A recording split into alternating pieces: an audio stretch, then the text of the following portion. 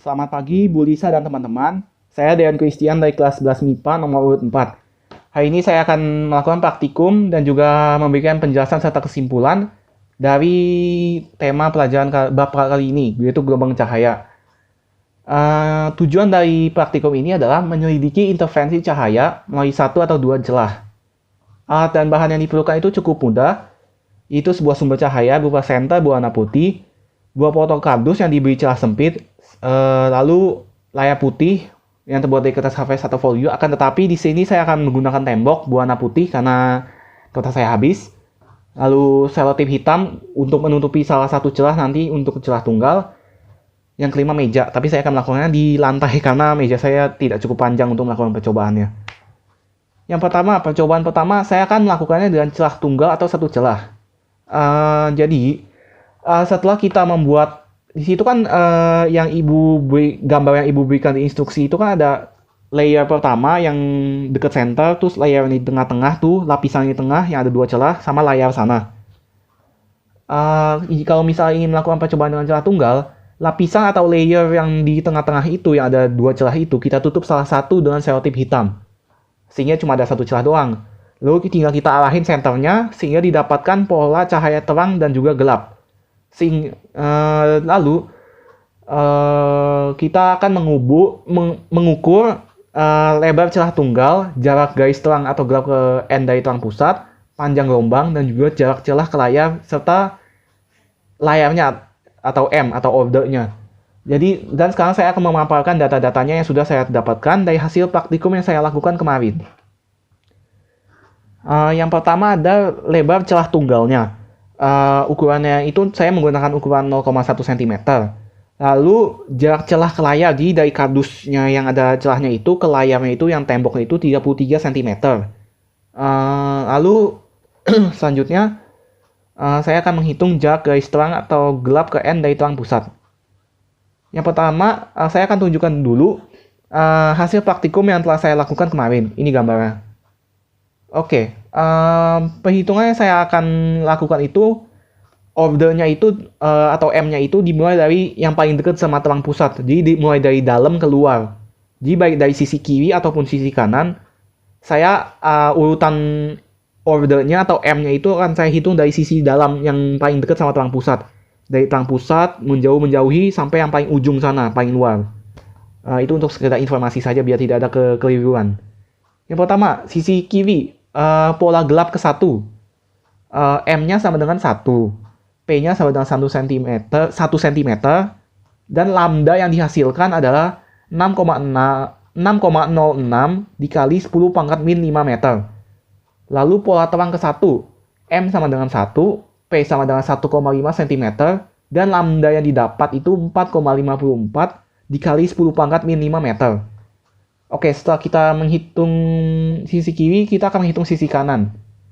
Yang pertama, pola gelap ke 1, sisi sebelah kanan. M sama dengan 1, P sama dengan 0,5 cm, dan lambda yang didapatkan itu 3,02 dikali 10 pangkat min 5 meter. Lalu selanjutnya pola terang ke 1, M sama dengan 1, P sama dengan 1 cm, dan lambda dari pola terang ke 1 sisi sebelah kanan, 3,03 dikali 10 pangkat min 5 meter. Baiklah, sekarang saya akan memberikan sebuah kesimpulan dari hasil percobaan celah tunggal ini. Kesimpulannya, yang terjadi pada celah tunggal ini, percobaan celah tunggal itu merupakan difraksi, di mana gelombang cahaya yang dipancarkan lewat celah tunggal, jadi di satu celah yang nggak ditutup sama selotip hitam itu, ketika cahaya melewati celah yang sempit, itu cahayanya bakal nyebar kayak, ibu tahu nggak sih kayak lambang wifi gitu, kayak bentuknya kayak gini, set gitu, akan menyebarnya kayak gitu. Dan ketika melambat, cahaya masuk ke dalam celah sempit itu mengalami pembelokkan gelombang. Jadi kan kayak gini kan, bentuknya kayak, pertama kan cahayanya lurus tuh dari center, terus bentuknya kayak gelombang wifi. Kalau misalnya saya simulasikan secara virtual, bentuknya akan seperti ini. Lihat kan? Oke. Setelah itu, kita akan lanjut ke celah ganda. Oh iya, saya hampir lupa. Untuk percobaan celah tunggal kan ibu suruh untuk melakukan yang pertama kan dengan sisi menggunakan celah yang sebelah kanan. Ketika saya lakukan dengan celah yang kiri itu tidak ada bedanya, kurang lebih itu sama perhitungannya. Hasilnya juga sama, cuma beda-beda dikit doang. Tapi yang pasti itu mirip banget dan itu nggak jauh beda. Oke, sekarang kita akan mulai yang celah ganda. Untuk melakukan yang celah ganda itu sebenarnya sama aja kayak yang celah tunggal tadi, cuma bedanya nggak ada yang ditutup pakai selotip hitam apapun. Oleh karena itu, saya akan memaparkan data-data yang telah saya dapat dari hasil praktikum kemarin. Pertama, saya akan tunjukkan terlebih dahulu gambar dari hasil praktikum saya. Ini hasilnya. Oke, sama seperti celah tunggal tadi, urutannya itu akan urutan ordernya atau M-nya itu dimulai dari yang paling dekat dengan terang pusat. Jadi mulai dari dalam keluar menjauhi terang pusat. Itu perhitungannya supaya tidak ada kekeliruan. Baiklah. Pertama saya akan memaparkan datanya terlebih dahulu. Yang pertama jarak antar kedua celah. Jadi kan ada dua celah, celah 1, celah 2. Jaraknya itu yang tengah-tengahnya itu tuh, jarak antar kedua celah atau D. Itu sama dengan 0,3 cm. Sementara itu, jarak celah ke layar, jadi dari kardus yang ada celahnya itu ke layar itu 33 cm. Itu L-nya. Itu sama aja kayak celah tunggal. Saya pakai jarak yang sama 33 cm. Selanjutnya, saya akan melakukan perhitungan jarak garis terang atau gelap ke N dari terang pusat. Yang pertama, saya akan melakukan perhitungan dari sisi kiri terlebih dahulu. Yang pertama, pola terang ke 1. M-nya sama dengan 1, P-nya sama dengan 0,5 cm, dan lambda yang dia dapatkan adalah 4,54 dikali 10 pangkat min 5 meter. Lalu, pola gelap ke 1. M sama dengan 1, P sama dengan 0,6 cm, dan lambda yang didapatkan adalah 1,09 kali 10 pangkat min 4 meter. Lalu pola terang kedua, M sama dengan 2, P sama dengan 0,7 cm, dan lambda yang didapat adalah 3,18 dikali 10 pangkat min 5 meter. Selanjutnya, pola gelap kedua, M sama dengan 2, P sama dengan 1 cm, dan lambda yang didapatkan adalah 6,06 dikali 10 pangkat min 5 meter. Selanjutnya, pola terang ketiga, M-nya sama dengan 3, P-nya sama dengan 1,5 cm, dan lambda yang didapatkan adalah 4,54 dikali 10 pangkat min 5 meter. Oke, setelah melakukan perhitungan dari sisi kiri, saya akan memaparkan data yang dari sisi kanan. Dari sisi kanan, pola gelap ke 1. M sama dengan 1, P sama dengan 0,1 cm, dan lambda yang didapat adalah 1,818 kali 10 pangkat min 5 meter. Lalu ada pola terang ke 1. M sama dengan 1, P sama dengan 0,5 cm, dan lambda yang didapat adalah 4,54 kali 10 pangkat min 5 meter. Lalu ada pola gelap kedua. M sama dengan 2, P sama dengan 1 cm, dan lambda yang didapat adalah 6,06 kali 10 pangkat min 5 meter. Lalu ada pola terang kedua. M sama dengan 2, P sama dengan 1,5 cm, dan lambda yang didapat itu 6,81 kali 10 pangkat min 5 meter. Oke, semua data sudah saya sampaikan dari celah ganda. Selanjutnya saya akan menjawab kesimpulannya. Kesimpulan dari celah ganda. Yang pertama, itu dari hasil percobaan tersebut, itu kita bisa melihat pola terang dan gelap itu lebih banyak daripada celah tunggal tadi. Kelihatannya itu kayak pola zebra gitu, celah ganda ini. Dan hal itu tuh disebut interferensi cahaya. Pada interferensi cahaya, maka cahaya akan berpadu atau bergabung ketika cahaya masuk lewat celah sempit itu dari kedua celah sempit, lalu keluar lewat celah sempit tersebut. Jadi cahayanya kan awal lurus satu gini, terus lewatin dua celah sempit, terus keluar, gitu. Dan ada kayak terjadi perpaduan atau penggabungan gitu, sehingga didapatkan pola terang gelap gitu. Nah, kok bisa ada pola terang sama pola gelap kayak zebra gitu? Pola terang itu berarti karena ada cahaya yang saling menguatkan atau konstruktif, sehingga muncul pola terang.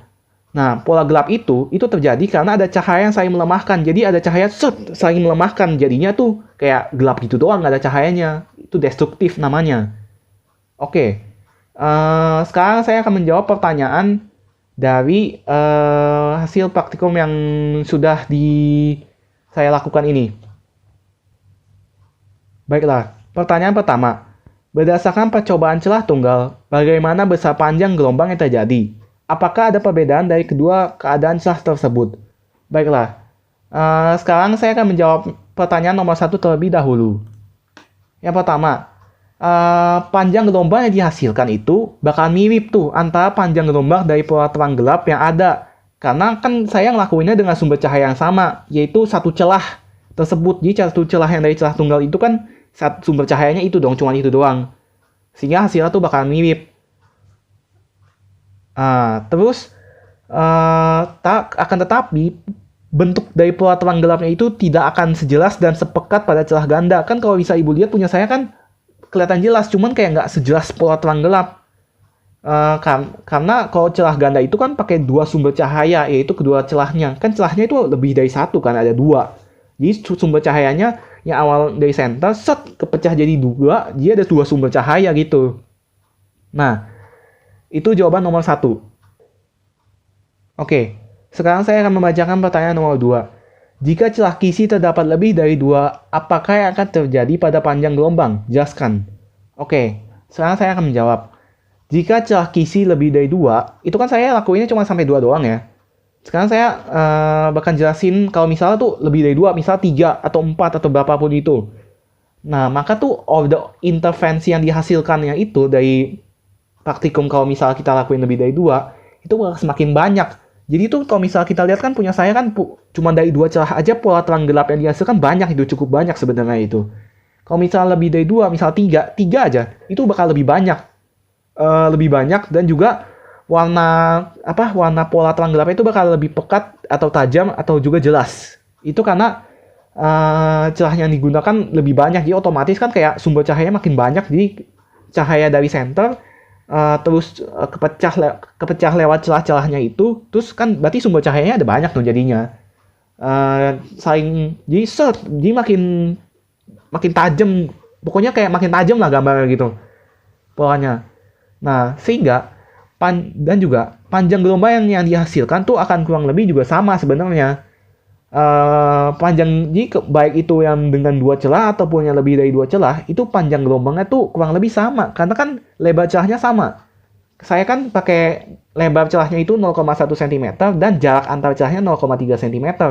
Kalau misalnya saya bikin dengan 3 celah, maka saya akan bikinnya sama juga dong. Ukuran lebar celahnya itu 0,1 cm dan jarak antar celahnya 0,3 cm. Nah, sehingga panjang gelombangnya ya otomatis sebenarnya sama aja sebenarnya. Sehingga karena saya menggunakan lebar celahnya sama ukurannya. Nah, akan tetapi kalau misalnya ibu lihat saya perhitungannya itu akan ada sedikit perbedaan dikarenakan celah yang saya buat itu sebenarnya udah pas ukurannya 0,1 cm, cuman tuh ada kayak agak miring gitu garis saya, dan juga karena saya akan kurang rapi, jadi ada kayak bagian kardus yang kayak nutup, ada yang kebuka gitu, jadi kayak ada kayak kurang bagus gitu. Nah, jadi Bu, itu sebenarnya tuh kalau bisa kita lakukan dengan rapi, saya buat dengan rapi, itu bakal rapi banget. Kayak saya ngitung cuma sisi sebelah kiri aja, sisi sebelah kanan bakal sama persis. Oke, sekarang saya akan menjawab pertanyaan nomor 3. Yang ketiga, tentukan besar panjang gelombang dengan menggunakan persamaan Young dari percobaan celah ganda dan bandingkan data percobaanmu yang telah didapatkan. Oke, sebenarnya tadi saya sudah memaparkan data panjang gelombang dari celah ganda, cuman kan nggak ada caranya ya, cuman hasil akhirnya doang. Sekarang saya akan paparkan datanya. Berikut datanya, silakan dilihat. Ini kalau yang ini tuh yang diketahuinya, dan yang sini silakan dilihat terlebih dahulu. Oke, kalau ini perhitungan panjang gelombangnya.